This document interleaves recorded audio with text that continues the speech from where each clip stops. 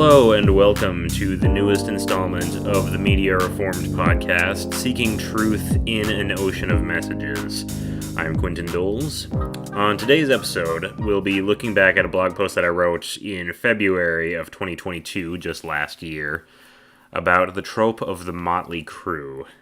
It seemed fitting and proper for me to look back to this one, since my church is currently going through a sermon series on the church and how we are united in Christ even though we are different in so many ways. And I think that's a really great theme from this particular piece of writing. Not to talk myself up too much or anything, it's something I like to think about, that the idea of unity in diversity. And so I hope that you all enjoy. Tropes are the stereotypes of narrative storytelling. They are common, well-worn threads and story elements that tend to pop up with such frequency that even the most oblivious of consumers start to notice the patterns. Think of such story beats as the last-second defusing of the bomb, or the victorious ride off into the sunset, or character types like the damsel in distress, or the plucky comic relief. Such are examples of tropes that have appeared in storytelling so often that they've started to come across as cliché and tired. If you read reviews of movies, shows, or books, you'll often hear critics disparaging these works that rely too heavily on tropes and clichés, while praising works that are able to eschew such properties. While I do value originality, and there are certainly some tropes that I could do without, I'm still of the mindset that tropes themselves aren't inherently bad in storytelling. One way that tropes start to recur is often because they contain a nugget of truth within them, and perhaps the reason why they continue to be so often utilized is because they reflect an aspect of reality that has remained timeless throughout the years. On top of this, the stories that are told through the use of tropes often have some new spin or angle to give a breath of fresh air into the familiar ideas presented, thus showing them off in a way we haven't seen before. One of my personal favorite tropes that has popped up in many of my favorite stories is what I would call the Motley crew. Not crew with an umlaut as in the band. But a motley crew is in a diverse band of misfits and adventurers who come together in unity despite their differences. This trope is fairly commonly found within the realm of sci-fi and fantasy, though its examples overall are numerous. It's the Fellowship of the Ring, it's Team Avatar, it's the Avengers and the Justice League, it's Vox Machina and the Mighty Nine, and more recently the Bell's Hells in Critical Role. It's every crew to every starship you can think of, from Serenity to the Millennium Falcon. It's every band of soldiers who become brothers in the heat of battle. Not only are motley crews commonly found in Western media, but it also become a staple in anime as well. In the shonen demographic alone, it's hard to find an anime that doesn't involve some sort of united group of main characters. From the Z Fighters of Dragon Ball Z, to the Straw Hat Pirates of One Piece, to the Black Bull Squadron of Black Clover. So with this trope being so widespread, what is it that makes it so popular with so many people, myself included?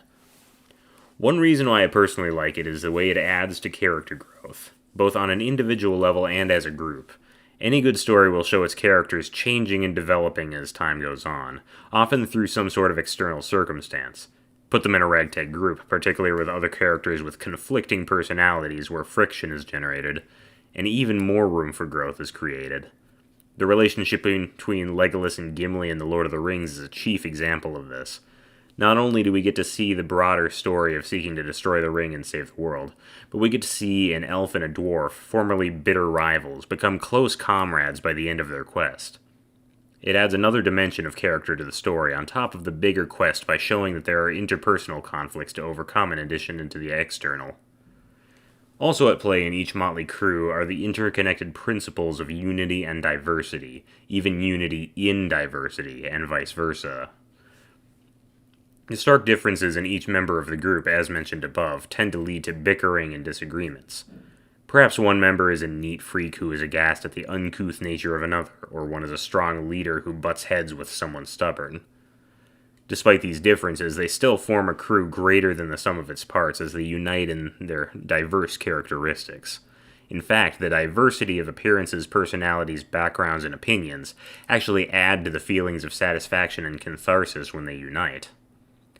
Both the importance and the pleasure of this unity and diversity go deeper than the level of appearances. It truly does reflect the reality of the world and the whole of humanity that God has made in his image. Dutch theologian Herman Bavinck wrote that every human being, while a member of the body of humanity as a whole, is at the same time a unique idea of God, with a significance and destiny that is eternal. Every human being is himself or herself an image of God, yet that image is only fully unfolded in humanity as a whole. That quote taken from Reformed Dogmatics. Every good attribute of every person on this planet is a reflection in some way of their Creator, who gives different amounts to different individuals, each one of them unique. Within God are attributes of goodness, faithfulness, gentleness, wrath, anger, kindness, creativity, intelligence, wisdom. The list could go on for eons. Our God is not so two-dimensional and plain that everyone to whom he gives life would turn out exactly the same. However, you may have gathered, whether from stories of Motley Crue's or just by looking at the world around you, that the unique differences between individuals and between groups seemingly have more of a tendency to drive us apart rather than unite us. There are more than mere petty squabbles that come from these differences. As I wrote this blog post in February of last year, the horror of war became much more real for Eastern Europe as Russia invaded Ukraine, a testament to the selfishness embedded in each and every person, selfishness that pits us against them. Whether large or small, conflict seems inevitable. So what is it that is able to unite us when we are so naturally put at odds with one another? Common ground, shared similarity, and mutual aspects of our nature that run deeper than every other factor at play are the key. If skin color were the most defining aspect of us, then we would have reason to be divided. If gender were the most defining, the world would be split in two. If one's homeland were the most defining, then every country would be right to remain tense and at odds with each other. These factors, while they lend to uniqueness to the people shaped by them, will only lead to further division when they're held up as the most important. Looking at most of the Motley Crues I've seen, in fiction and even more in reality, have something deeper and more foundational to tie them tightly together, a common interest and a common goal. As I've already said, the most defining factor that is shared by every human being is an origin from the same hand of divine providence. The doctrine of Imago Dei, that we are made in the image of God, should keep every other difference from coming between us when we realize the tremendous value that it gives to each and every one of us.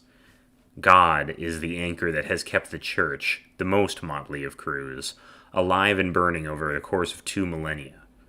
Lord knows we're not perfect, and we fight plenty. If we didn't, there wouldn't be the constant squabbles between Protestant denominations, nor infighting and scandal in Catholicism. I also don't mean to say that every other difference is insignificant in light of our common maker. Sin is still sin, and we should fight against it even if others embrace it. The truth, God's truth, will be divisive, but it can also unite us under a banner big enough for billions of people, and under a cross with grace enough for the same. Thank you very much for listening. Stay tuned, I'll have more content up very soon. And until next time, keep on seeking.